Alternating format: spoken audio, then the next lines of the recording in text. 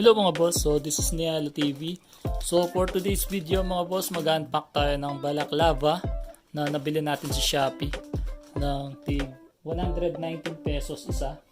Ayan, iwan ko na lang yung Shopee link sa baba. So unpack muna natin to, let's go!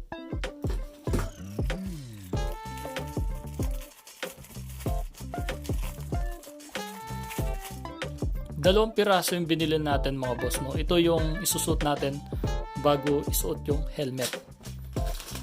Kulay black yung napili ko na kulay. Ayan. So ang ganda ng packaging.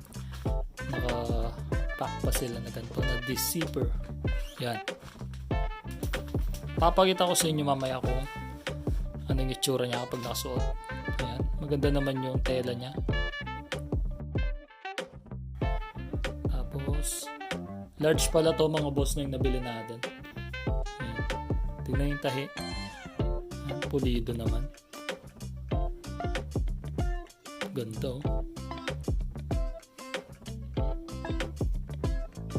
Ganding tela niya mga boss, no? Ayan. Yung dun sa ads nito is nagsisip-sip naman siya ng pawis. Ayan.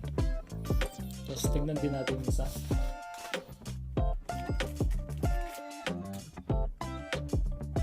So ganun din. Napaka-useful nito mga boss kapag mag-rides kayo. Para hindi rin agad madudumihan yung inyong helmet.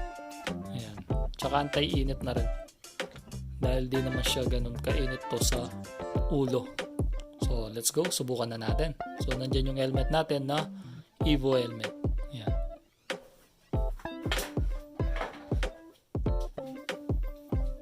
So ito mga boss na isusunod natin itong unang balaklava.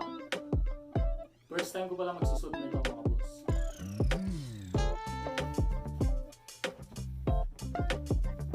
Yan mga boss, yung nabili natin is lagpas sa baba natin.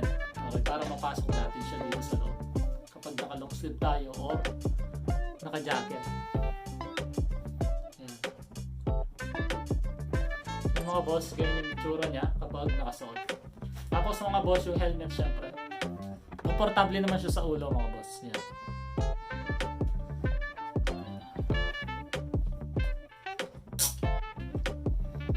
Ganyan yung itsura niya mga boss kapag nakasuot na.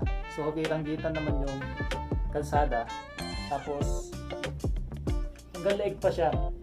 Para yung alikabok mga boss, no, masalo pa rin dito sa tela dito. Ang hindi papasok sa katawan nyo. Yan yung kinaganda ng balaklava. Yan. So, ikot ako.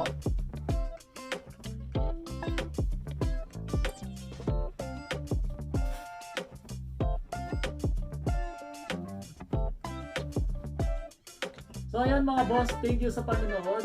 At hanggang dito na lang yung video natin. See you on my next video mga boss. Bye!